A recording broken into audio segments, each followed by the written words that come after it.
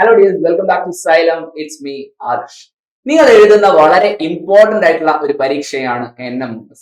ഈ വർഷം NMMS പരീക്ഷ നേടണമെങ്കിൽ നിങ്ങൾ എങ്ങനെ പഠിക്കണം എന്നതാണ് ഈ ഒരു വീഡിയോയിൽ. എന്തൊക്കെ പഠിക്കണം, മാത്തമാറ്റിക്സിൽ ഫുൾ മാർക്ക് നേടാൻ എന്തൊക്കെ പഠിക്കണം, അതാണ് സ്പെസിഫിക് ആയിട്ട് ഈ ഒരു വീഡിയോയിൽ നമ്മൾ ഡിസ്കസ് ചെയ്യുന്നത്.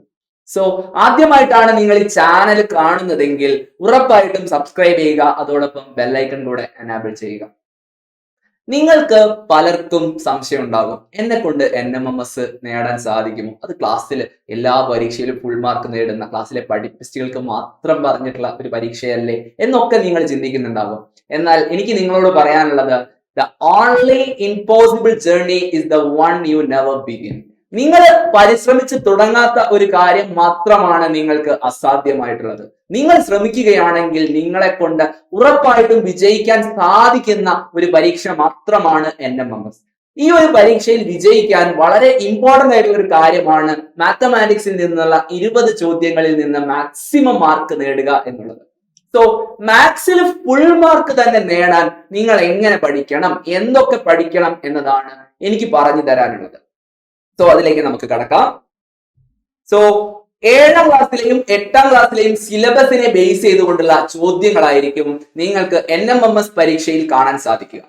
എന്ന് വെച്ചാൽ 7ലും 8ലും നിങ്ങൾ പഠിക്കുന്ന പാഠഭാഗങ്ങളിൽ നിന്നുള്ള അപ്ലിക്കേഷൻ ലെവലിലുള്ള ചോദ്യങ്ങളെയാണ്, ഒബ്ജക്റ്റീവ് ടൈപ്പിലുള്ള ചോദ്യങ്ങളെയാണ് നിങ്ങൾക്ക് NMMS പരീക്ഷയിൽ നേരിടാനുള്ളത്.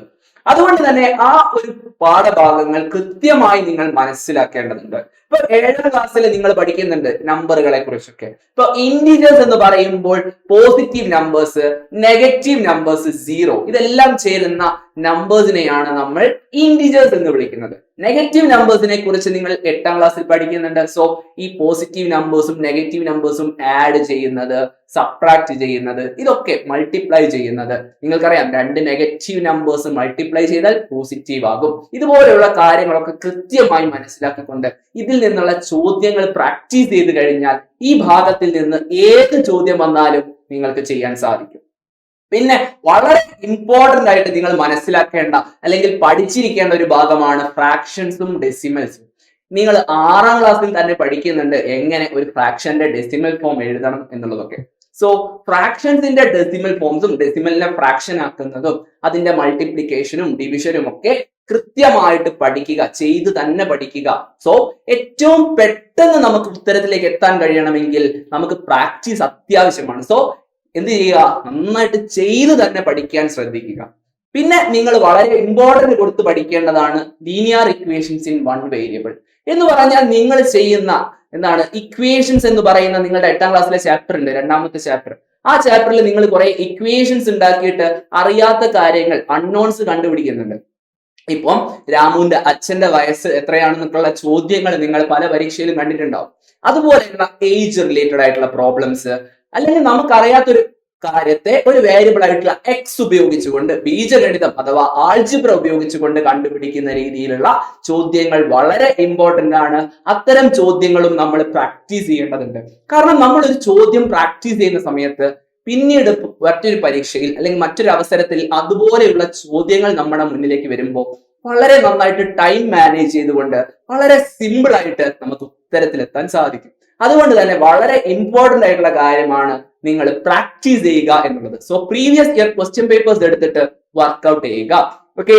പിന്നെ അണ്ടർസ്റ്റാൻഡിങ് ക്വാഡ്രിലാറ്ററൽസ്, നമ്മൾ ചതുർഭുജങ്ങളെ കുറിച്ച് മനസ്സിലാക്കേണ്ടതുണ്ട്, ക്വാഡ്രിലാറ്ററൽസിനെ കുറിച്ച്. അതുപോലെ തന്നെ പോളിഗൺസ്, നിങ്ങൾ പഠിക്കുന്ന പോളിഗൺസ് എന്ന് പറയുന്ന ചാപ്റ്ററും വളരെ ഇമ്പോർട്ടന്റ് ആണ്. ആ ചാപ്റ്ററിൽ നിന്നും ഒരുപാട് ചോദ്യങ്ങൾ ഉണ്ടാവാൻ സാധ്യതയുണ്ട്. പിന്നെ സ്ക്വയറും സ്ക്വയർ റൂട്ടും, ഇതൊക്കെ വളരെ ബേസിക് ആയിട്ടുള്ള കാര്യങ്ങളാണെങ്കിലും വളരെ ഇമ്പോർട്ടന്റ് ആണ്. ഇതിൽ നിന്നൊക്കെ ഒരുപാട് ചോദ്യങ്ങൾ, ഇപ്പൊ ഫ്രാക്ഷന്റെ സ്ക്വയർ ഒക്കെ വെച്ചിട്ടുള്ള ക്വസ്റ്റ്യൻസ് നിങ്ങൾക്ക് പരീക്ഷയിൽ കാണാൻ സാധിക്കും. പിന്നെ ഫ്രാക്ഷനെ കുറിച്ച് പറയുമ്പോൾ അതിന്റെ സിംപ്ലിഫിക്കേഷൻ, ഒരു ഫ്രാക്ഷനെ എങ്ങനെ ഏറ്റവും സിമ്പിൾ ആയിട്ടുള്ള ഫോമിൽ, ഒരു ഭിന്നസംഖ്യയെ ഏറ്റവും ലഘൂകരിച്ചുകൊണ്ട് എങ്ങനെ എഴുതാം എന്നുള്ളതൊക്കെ കൃത്യമായിട്ട് നമ്മൾ മനസ്സിലാക്കേണ്ടതുണ്ട്. പിന്നെ exponent power, 2 cube, 2⁵5, 2m into 2n എന്ന് പറയുന്നത് 2m+n, ഇതുപോലെയുള്ള ഇക്വേഷൻസ് ഒക്കെ നിങ്ങൾ പഠിച്ചിട്ടുണ്ട്. സോ ഈ സമവാക്യങ്ങളൊക്കെ വളരെ ഇമ്പോർട്ടന്റ് ആണ്. അതൊക്കെ നിങ്ങൾ മനസ്സിലാക്കി വെക്കേണ്ടതുണ്ട്. പിന്നെ മെൻഷറേഷൻ എന്ന് പറയുമ്പോൾ അവിടെ നമ്മൾ മെഷർമെന്റ്സിനെ കുറിച്ചൊക്കെയാണ് കൂടുതലായിട്ടും പഠിക്കുന്നത് അല്ലെ. ഇപ്പം സെന്റിമീറ്ററിനെ എങ്ങനെ മീറ്ററിലേക്ക് മാറ്റാം, മീറ്ററിനെ എങ്ങനെ മില്ലിമീറ്ററിലേക്ക് കൺവേർട്ട് ചെയ്യാം, അതുപോലെ കിലോഗ്രാമിനെ ഗ്രാമിലേക്ക് കൺവേർട്ട് ചെയ്യുന്നത്, ലിറ്ററിനെ മില്ലി ലിറ്ററിലേക്ക് കൺവേർട്ട് ചെയ്യുന്നത്, ഇതൊക്കെ നമ്മൾ മനസ്സിലാക്കേണ്ടതുണ്ട്. പിന്നെ റാഷണൽ നമ്പേഴ്സ് എന്ന് പറയുമ്പോൾ മനസ്സിലാക്കേണ്ടത് P/Q ഫോമിൽ എഴുതാൻ സാധിക്കുന്ന സംഖ്യകൾ എന്ന് വെച്ചാൽ ഫ്രാക്ഷൻസ് ആണ് റാഷണൽ നമ്പേഴ്സ്. സോ ഈ ഫ്രാക്ഷൻസിന്റെ എഡിഷൻ, സബ്ട്രാക്ഷൻ, മൾട്ടിപ്ലിക്കേഷൻ ഇതൊക്കെ കൃത്യമായിട്ട് പഠിച്ചു വെക്കേണ്ടതുണ്ട്. ഓക്കെ, പിന്നീട് നിങ്ങൾക്ക് മനസ്സിലാക്കി വെക്കേണ്ട മറ്റൊരു ഭാഗം ഈ LCM, HCF അതിന്റെ ഫാക്ടറൈസേഷൻ, എങ്ങനെ ഒരു നമ്പർ കിട്ടിക്കഴിഞ്ഞാൽ അതിനെ ഫാക്ടറൈസ് ചെയ്തുകൊണ്ട് അതിന്റെ ഹയസ്റ്റ് കോമൺ ഫാക്ട് കണ്ടുപിടിക്കാം. ഇതൊക്കെ കൃത്യമായിട്ട് നിങ്ങൾ അറിഞ്ഞിരിക്കണം. പ്രപ്പോർഷൻസ് അതും കൂടെ നന്നായിട്ട് പഠിച്ചു വെക്കാൻ ശ്രദ്ധിക്കുക. ഈ റേഷ്യോ എന്ന് പറയുന്ന ഒരു കാര്യം നിങ്ങൾ 7ാം ക്ലാസ്സിൽ പഠിക്കുന്നുണ്ട്. അതുമായിട്ട് ബന്ധപ്പെട്ടിട്ടാണ് പ്രപ്പോർഷൻസ് നമ്മൾ പറയുന്നത്. സോ പ്രപ്പോർഷൻസ് എന്താണെന്നുള്ളത് കൃത്യമായിട്ട് മനസ്സിലാക്കേണ്ടതുണ്ട്. ആ ഒരു ഭാഗവും നന്നായിട്ട് പഠിക്കുക. അതുമായി ബന്ധപ്പെട്ട ചോദ്യങ്ങൾ ചെയ്ത് തന്നെ പഠിക്കാൻ ശ്രദ്ധിക്കുക. പിന്നെ നിങ്ങൾ പഠിക്കേണ്ടത് ഏരിയ എന്ന് പറയുന്ന, അപ്പം ഏരിയ, പെരിമീറ്റർ ഇതൊക്കെ വളരെ ഇമ്പോർട്ടന്റ് ആണ്. അതിൽ നിന്നുള്ള ചോദ്യങ്ങൾ നിങ്ങൾ എക്സ്പെക്ട് ചെയ്യേണ്ടതാണ്. അതുകൊണ്ട് തന്നെ ആ ഭാഗങ്ങളിൽ നിന്നുള്ള കൺസെപ്റ്റുകൾ കൃത്യമായിട്ട് പഠിക്കുക. എന്തുകൊണ്ടാണ് ഈ കൺസെപ്റ്റ് കൃത്യമായിട്ട് പഠിക്കണം എന്ന് പറയുന്നത് എന്ന് വെച്ചാൽ, ഒരു ക്വസ്റ്റ്യൻ കിട്ടിക്കഴിയുമ്പോൾ തന്നെ, അത് ക്വസ്റ്റ്യൻ വായിക്കുമ്പോൾ തന്നെ നമുക്ക് ഇക്വേഷൻസ് നമ്മുടെ മനസ്സിലേക്ക് വരേണ്ടതുണ്ട്. ആ ക്വസ്റ്റ്യനെ കൃത്യമായിട്ട് വിഷ്വലൈസ് ചെയ്യാൻ നമുക്ക് പറ്റേണ്ടതുണ്ട്. അപ്പോഴാണ് നമുക്ക് പെട്ടെന്ന് ഉത്തരത്തിലേക്ക് എത്താൻ സാധിക്കുക. നിങ്ങൾക്കറിയാം, ഒരു കോമ്പറ്റേറ്റീവ് എക്സാം ആണ്, മൾട്ടിപ്പിൾ ചോയ്സ് ക്വസ്റ്റ്യൻസ് ആണ്. അവിടെ നിങ്ങൾ ചെയ്യേണ്ടത് ഏറ്റവും പെട്ടെന്ന് ശരി ഉത്തരത്തിലേക്ക് എത്തുക എന്നുള്ളതാണ്.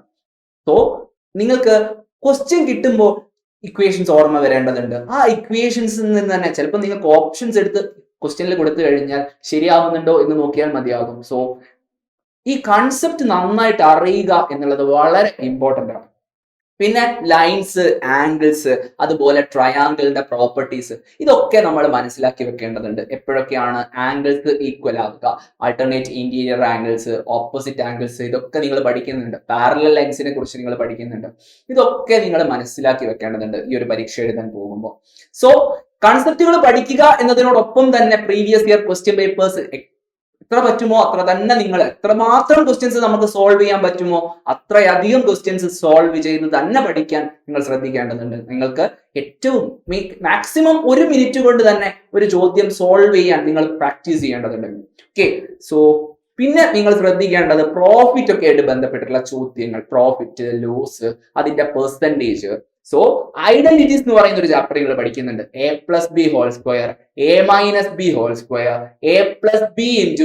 A+B തുടങ്ങിയ കാര്യങ്ങൾ. പിന്നെ x+y × u+v = xu+yu+xv+yv തുടങ്ങിയ ഇക്വേഷൻസ് നിങ്ങൾ പഠിക്കുന്നുണ്ട്. ഈ കാര്യങ്ങൾ, ഈ ഐഡന്റിറ്റീസിനെ വൃത്തിയായിട്ട് കൃത്യമായിട്ട് നിങ്ങൾ പഠിച്ചു വെക്കേണ്ടതുണ്ട്. കാരണം ഇതുമായിട്ട് ബന്ധപ്പെട്ടുള്ള ചോദ്യങ്ങൾ ഉറപ്പായിട്ടും നിങ്ങൾക്ക് NMMS പരീക്ഷയിൽ കാണാൻ സാധിക്കും. പിന്നെ നിങ്ങൾ പഠിക്കേണ്ടത് negative numbers. 2 negative numbers add ചെയ്യുമ്പോൾ എങ്ങനെയാണ് ചെയ്യുക, സബ്ട്രാക്ട് ചെയ്യുമ്പോൾ എങ്ങനെയാണ് ചെയ്യുക, ഒരു നെഗറ്റീവ് നമ്പറിൽ നിന്ന് മറ്റൊരു നെഗറ്റീവ് നമ്പർ എങ്ങനെയാണ് സബ്ട്രാക്ട് ചെയ്യുക തുടങ്ങിയ കാര്യങ്ങൾ, നെഗറ്റീവ് നമ്പേഴ്സ് വെച്ചുള്ള ഓപ്പറേഷൻസ് വളരെ വൃത്തിയായിട്ട് പഠിക്കാൻ ശ്രദ്ധിക്കുക. ഇപ്പം 2 - 3 എന്ന് പറയുമ്പോൾ അത് 2 + 3 ആണ്, which is equal to 5. ഇതൊക്കെ കൃത്യമായിട്ട് നിങ്ങൾക്ക് ചെയ്യാൻ പറ്റണമെങ്കിൽ നമ്മൾ ചെയ്ത് തന്നെ പ്രാക്ടീസ് ചെയ്യേണ്ടതുണ്ട്. പിന്നെ മണി മാത്ത് നിങ്ങൾ പഠിക്കുന്നതാണ്. Simple interest, I is equal to PNR/100, P × 1 + R/100 whole raised to n, compound interest കാണാനുള്ള ഇക്വേഷൻ തുടങ്ങിയ കാര്യങ്ങളൊക്കെ വളരെ നല്ല വൃത്തിയായിട്ട് നിങ്ങൾ പഠിച്ചു വെക്കേണ്ടതുണ്ട്. കാരണം ഇതിൽ നിന്നൊക്കെ ചോദ്യങ്ങൾ ഉണ്ടാകും.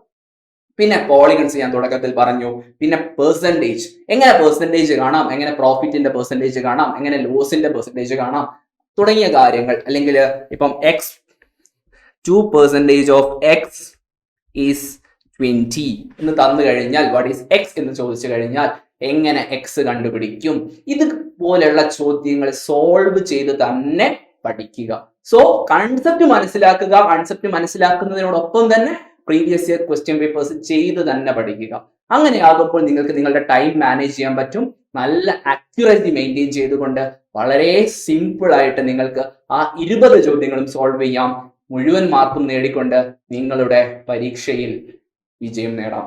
NMMS പോലുള്ള സ്കോളർഷിപ്പ് പരീക്ഷകളിൽ വിജയം നേടിക്കൊണ്ട് സ്കൂളിന്റെയും നാടിന്റെയും അഭിമാനമായിട്ട് നിങ്ങൾക്ക് മാറാൻ സാധിക്കും. So B stronger than your excuses. Sir എനിക്ക് ഇന്ന കാരണം കൊണ്ട് പഠിക്കാൻ പറ്റിയില്ല, എനിക്ക് അതുകൊണ്ട് എനിക്ക് പഠിക്കാൻ പറ്റിയില്ല, എനിക്ക് പഠിക്കണം എന്നൊക്കെ ആഗ്രഹമുണ്ട് പക്ഷെ എനിക്ക് പറ്റുന്നില്ല തുടങ്ങിയ എക്സ്ക്യൂസുകൾ പറയുന്നതിന് പകരം ആ എക്സ്ക്യൂസുകളെക്കാൾ സ്ട്രോങ്ങർ ആയിട്ട് നിങ്ങൾ മാറേണ്ടതുണ്ട്. നിങ്ങളുടെ എക്സ്ക്യൂസുകളെക്കാൾ സ്ട്രോങ്ങർ ആയിട്ട് നിങ്ങൾ മാറിക്കൊണ്ട് നിങ്ങളുടെ ഗോൾ NMMS എന്ന് പറയുന്ന ഗോളിലേക്ക് നിങ്ങൾ വർക്ക് ചെയ്യാൻ തയ്യാറാവുകയാണെങ്കിൽ നിങ്ങൾക്ക് ഉറപ്പായിട്ടും വിജയിക്കാൻ സാധിക്കുന്ന ഒരു പരീക്ഷയായിരിക്കും NMMS. സോ എല്ലാവർക്കും ഓൾ ദി ബെസ്റ്റ്.